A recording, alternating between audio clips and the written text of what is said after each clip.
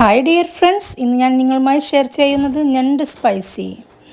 വളരെ രുചികരമായൊരു റെസിപ്പി, ഒന്ന് ട്രൈ ചെയ്ത് നോക്കൂ. ഒരു മിക്സിയുടെ ജാർ എടുക്കാം. അതിലേക്ക് നമുക്ക് ഒരു 25 ചുവന്നുള്ളിയും ഒരു 10ഓളം വെളുത്തുള്ളി അല്ലിയും ഒരു കഷ്ണം ഇഞ്ചി.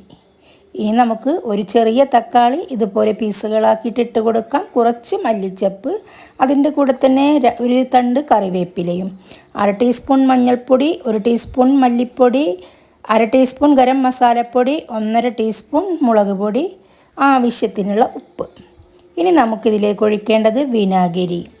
ഇത് ഒഴിച്ച് നന്നായിട്ട് അരച്ച് നമുക്ക് പേസ്റ്റാക്കി വെക്കാം. അതിന് മുന്നേ ഞാനിവിടെ എടുത്തിരിക്കുന്നത് 1/2 കിലോൻ്റെ ഒരു ഞണ്ടാണ് കേട്ടോ. ഒരു വലിയ ഞണ്ടും ഒരു ചെറിയ ഞണ്ടും. ഇനി നമുക്ക് ഞണ്ട് കഴുകി നന്നായി ക്ലീൻ ചെയ്തിട്ട് അതൊരു ബൗളിലേക്ക് മാറ്റി കൊടുക്കാം.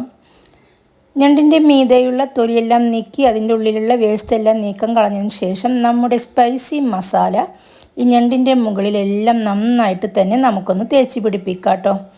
ഇതിൻ്റെ എല്ലാ ഭാഗത്തും നമുക്ക് തേച്ച് പിടിപ്പിക്കണം.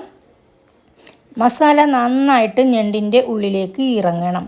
എന്നിട്ട് നമുക്കൊരു 10 മിനിറ്റ് നമ്മുടെ ഞണ്ടൊന്ന് റെസ്റ്റ് ചെയ്യാനായിട്ട് നമുക്ക് മാറ്റി വെക്കാം.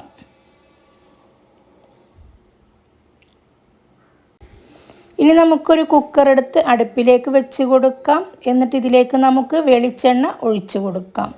എന്നിട്ട് ഇതിൻ്റെ ഉള്ളിൽ നമുക്ക് ഞണ്ടുകളെല്ലാം നിരത്തി കൊടുക്കാം. കുറച്ച് മസാല എടുത്ത് ഇതിൻ്റെ മുകളിലെല്ലാം നമുക്ക് തേച്ച് കൊടുക്കാം. എന്നിട്ട് നമുക്ക് 2 വിസിൽ അടുപ്പിക്കാം.